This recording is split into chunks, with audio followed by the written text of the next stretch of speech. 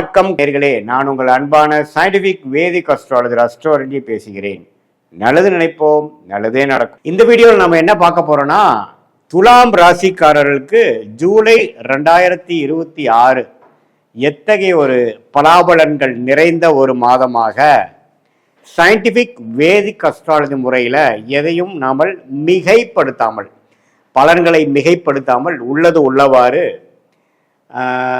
இப்போ இருக்கக்கூடிய ஆண்டு கிரகம் சஞ்சாரம் மாத கிரகத்தோட அமைப்பு பொறுத்து துலாம் ராசிக்கு ஜூலை மாதம் 2026 எத்தகைய ஒரு மாதமாக பொது பலனாக வரப்போகுதுங்கிறது இந்த ஒளித்தத்துவம் மூலமாக சயின்டிஃபிக் முறையில் பரிகாரங்கள் மூட நம்பிக்கைகளாம் போகாமல் உள்ளது உள்ளவாறு நம்ம பார்க்க போகிறோம்.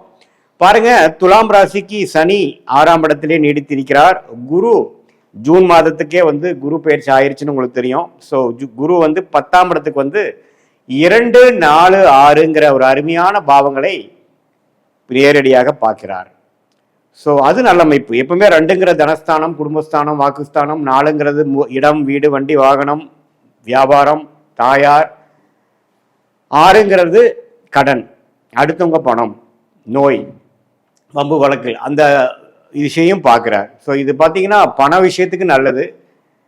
கடன் மூலமாக சில பிரச்சனைகள் சால்வ் பண்ணிக்கலாம், அல்லது வரவேண்டிய பணம் சால்வ் பண்ணிக்கலாம். அப்படிங்கிற மாதிரி பண போக்குவரத்துக்கு நல்ல ஒரு அமைப்பு துலாம் ராசிக்காரர்களுக்கு இந்த வருஷம் ஃபுல்லாக கொடுக்க போகுது. அதில் ஜூலை மாதமும் ஒரு நல்ல மாதமாக தான் வரப்போகிறதுன்னு தெரியுது. ராகு 5ஆம் இடத்திலும் கேது 11ஆம் இடத்திலும் இருக்கும் பொழுது குழந்தைகளுக்காக சில மெனக்கெடுதல், பூர்வீக விஷயங்கள், லாப நோக்குக்காக சிலது, நம்ம குழந்தைங்களோட முன்னேற்றத்துக்காக படிப்பு விஷயத்தில், வியாபாரம் விஷயத்தில், அதாவது அவங்களுக்கு செட் பண்ணி கொடுக்கக்கூடியது, தொழில், வேலை, சுற்று, அதெல்லாம் நம்ம கொஞ்சம் மெனக்கெடுவோம்.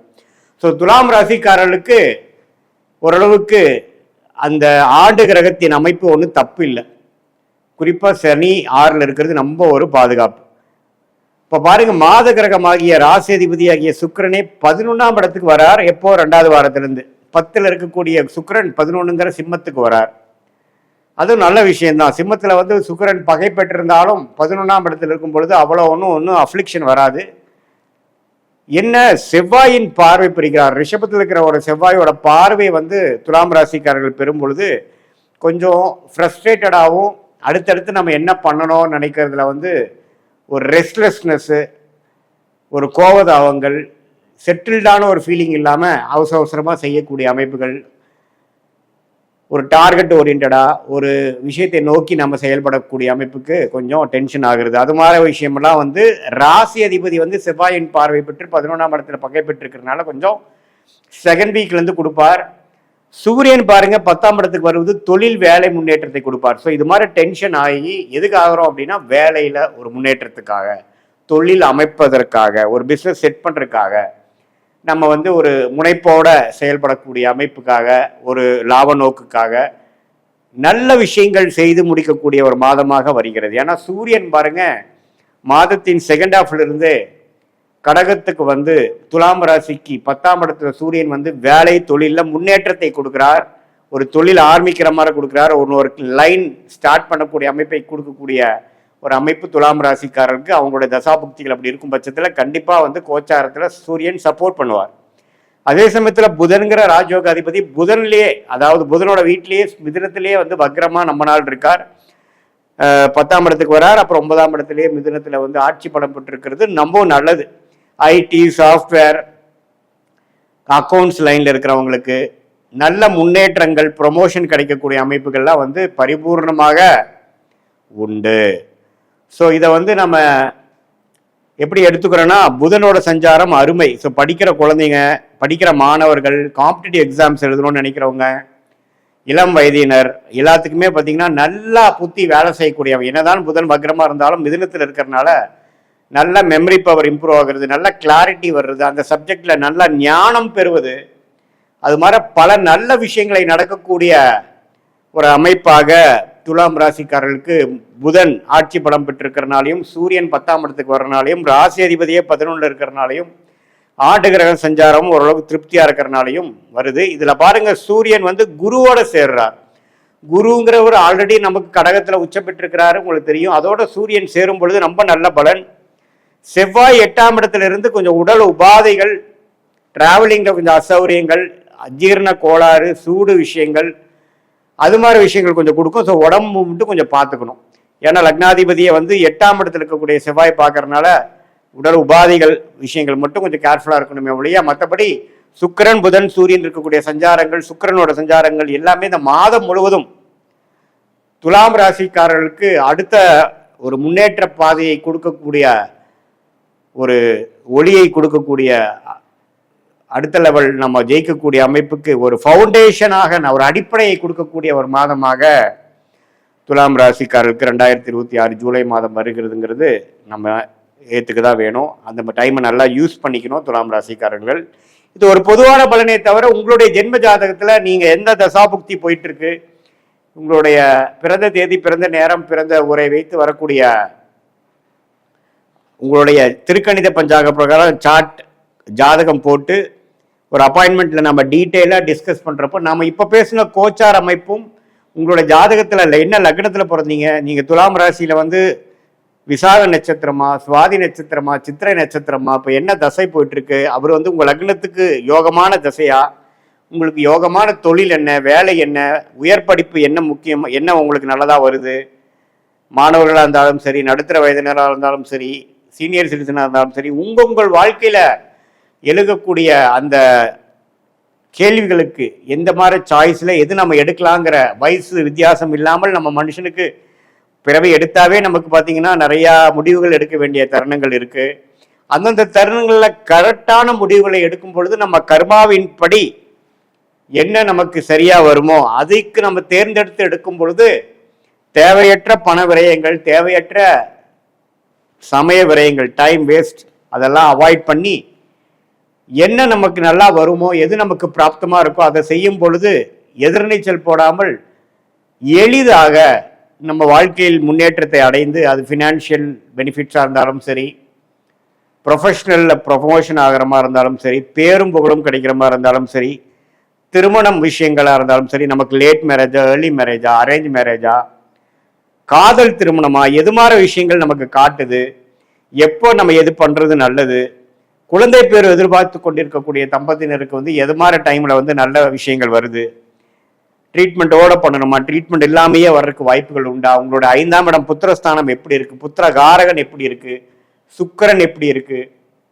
இதெல்லாம் வைத்து உங்களுடைய பிராப்தங்கள் என்ன, பர்சனல் லைஃப்பில் என்ன மாதிரி பிராப்தங்கள், ப்ரொஃபஷனல் லைஃப்பில் என்ன மாதிரி பிராப்தங்கள், எந்தெந்த டைம்லைன்ஸுங்கிறது எந்தெந்த நேரத்தில் எது நடக்கிற மாதிரி விஷயங்கள் இருக்குங்கிறது தெரிஞ்சிட்டோம்னா நாம் நம்மளோட அவசரத்துக்கு சிலது நடக்காமல் இருக்கும் பொழுது நம்ம ரொம்ப ஃப்ரஸ்ட்ரேட் ஆகிறோம், மன உளைச்சல் அடையிறோம். அதையெல்லாம் நம்ம தவிர்த்து கொண்டு பொறுமையாக வாழ்க்கையில் நம்மளுடைய கர்ம வினையை தெரிந்து கொண்டு நாமும் நம்மளுடைய திட்டங்களை தீட்டி அதுக்கு பிரகாரம் நம்ம வாழும் பொழுது வாழ்க்கையில் எளிதில் வெற்றி பெற முடியும் என்று சொல்ல விரும்புகிறேன். சயின்டிஃபிக் அஸ்ட்ராலஜி மூலமாக உங்களுக்கு நல்ல ஒரு பலன் வரும் என்று சொல்ல விரும்புகிறேன். மீண்டும் மற்றொரு காணொலியில் சந்திப்போம். நன்றி, வணக்கம். இந்த வீடியோவில் நம்ம என்ன பார்க்க போறோம்னா, ஜூலை 2026 எத்தகைய ஒரு மாதமாக விருச்சிக ராசிக்காரர்களுக்கு வரப்போகுதுன்னு நம்ம பார்க்க போறோம். இப்போ பாருங்க, ஆண்டு கிரகம் எப்படி இருக்கு அப்படின்னா, ஆண்டுக்கு மாறக்கூடிய கிரகம் குரு, சனி, ராகு, கேது. அதே மாதிரி மாத கிரகமாகிய சூரியன், சுக்கிரன், செவ்வாய், புதன். இதெல்லாம் எப்படி ஒரு அமைப்பு வந்து விருச்சிக ராசி கொடுக்குதுங்கிறத சயின்டிஃபிக் அடிப்படையில் எதையும் மிகைப்படுத்தாமல், பரிகாரங்கள் அது மாதிரி மூட நம்பிக்கையில் போகாமல் உள்ளது உள்ளவாறு நம்ம இந்த வீடியோவில் ஜூலை 2026 விருச்சிக ராசிக்கு எப்படி இருக்குன்னு பார்க்க போகிறோம். குரு பாருங்க 9ஆம் இடத்துல உச்சம் பெற்றார். எப்போ 9ஆம் இடங்கிற பாகிஸ்தானத்துக்கு குரு வந்துட்டாரோ அதே ரொம்ப நல்ல விஷயம். ராசியை 5ஆம் பார்வையாக பார்க்கிறார். 3ஆம் இடம் என்று சொல்லப்படுகிற முயற்சி ஸ்தானத்தை பார்க்கிறார். 5ஆம் இடம் என்று சொல்லப்படுகிற குழந்தை பூர்வ புண்ணிய ஸ்தானத்தை பார்க்கிறார், புத்திரஸ்தானத்தை பார்க்கிறார். இதெல்லாம் அருமையான விஷயம். சனி 5ல் இருந்தாலும் குரு பார்வை பெறுவது பார்த்தீங்கன்னா குழந்தைகள்னால சில மேன்மை, குழந்தைகளால் கொஞ்சம் அதிருப்தி போயிட்டு இருந்ததெல்லாம் இப்போ கொஞ்சம் சரியாகக்கூடிய அமைப்பு.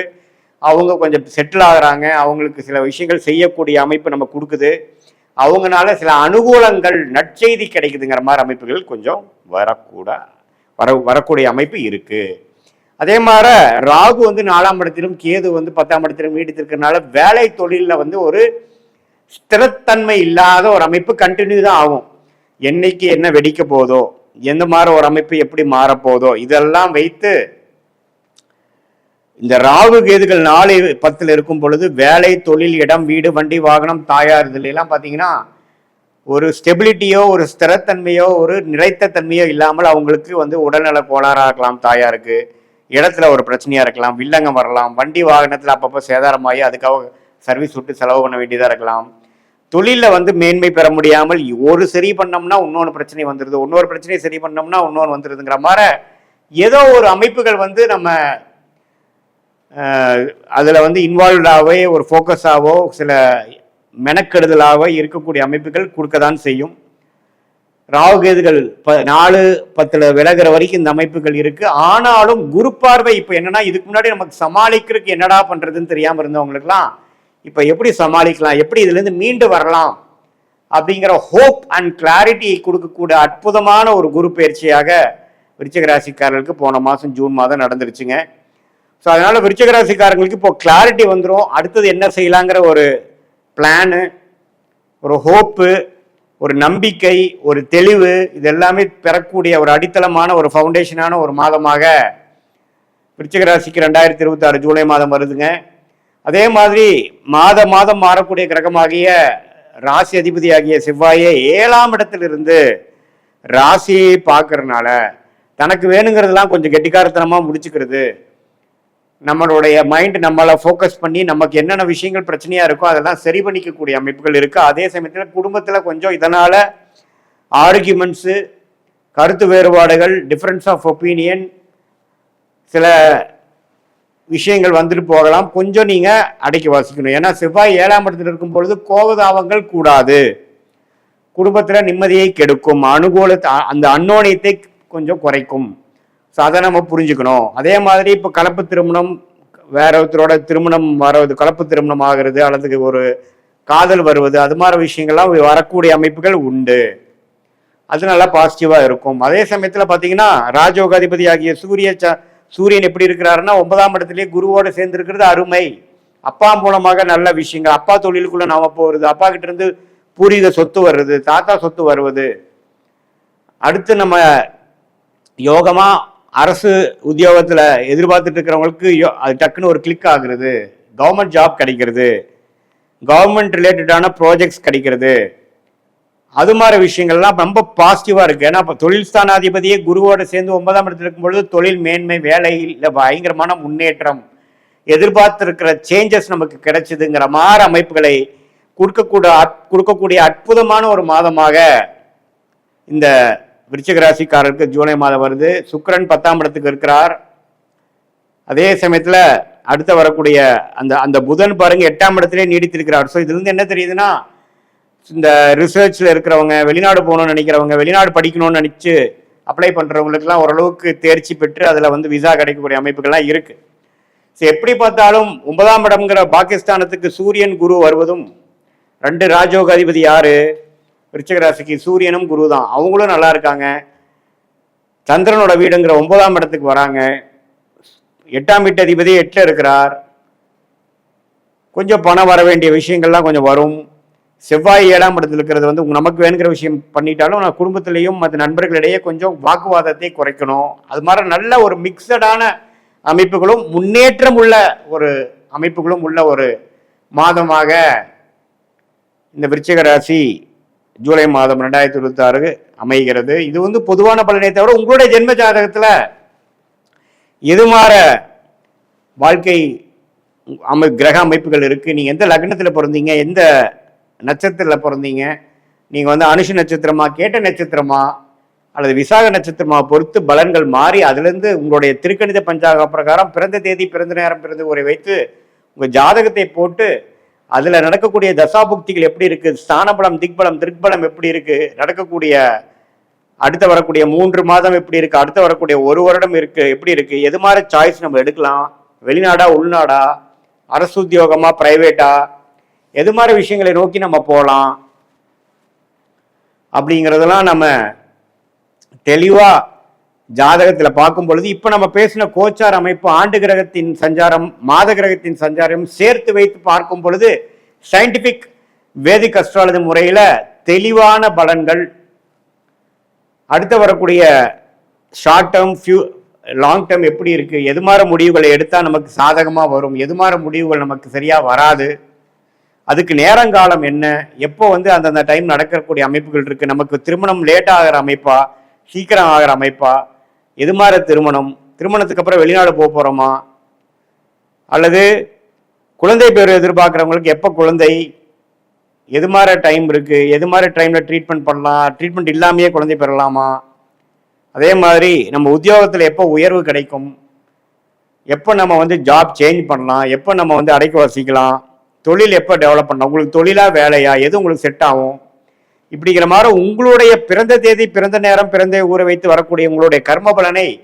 உங்களுடைய ஜாதகமே காட்டி கொடுக்கக்கூடிய அமைப்பை தெள்ள தெளிவாக சயின்டிஃபிக் முறையில் பார்த்து எதையும் மிகைப்படுத்தாமல், பரிகாரங்கள் அது மாதிரி விஷயத்துக்குள்ளே போகாமல், மூட நம்பிக்கைக்குள்ள போகாமல், அந்த சாஸ்திரம் என்ன சொல்லுதோ அதை மட்டும் பாட்டு மிகைப்படுத்தாமல் நம்ம பார்க்கும் பொழுது நமக்கு அடுத்த வரக்கூடிய காலகட்டங்கள் எப்படி இருக்கு, நம்மளுடைய பிராப்தங்கள் என்ன, நமக்களுடைய தோஷங்கள் என்ன, எது மாதிரி விஷயங்களை நம்ம தேர்ந்தெடுக்கிறது நல்லது அப்படிங்கிறது தெரிந்து அதுக்கு தகுந்த மாதிரி வாழ்க்கை திட்டத்தை நீங்கள் செயல்படும் பொழுது தேவையில்லாத பண விரயங்கள், தேவையில்லாத சமய விரயங்களை தவிர்த்து கரெக்டான முடிவுகளை கரெக்டான நேரத்தில் செய்து அதன் மூலமாக வாழ்க்கையில் வெற்றி பெற்று ஒரு ஸ்டேஜா அடுத்தடுத்த லெவலில் நம்ம போய் நம்மளுடைய கர்ம வினையை நாமளே புரிந்து கொண்டு அதுக்கு தகுந்த மாதிரி வாழ்க்கையை அமைக்கும் பொழுது எதிர்நீச்சல் போடாமல் வாழ்க்கையில் எளிதில் வெற்றி பெற்று சயின்டிஃபிக் வேதிக் அஸ்ட்ராலஜி முறை மூலமாக ஒரு கிளாரிட்டி பெற்று நம்மளை நாமளே அறிந்து கொண்டு வாழ்க்கையில் எளிதில் வெற்றி பெற முடியும் என்று சொல்ல விரும்புகிறேன்.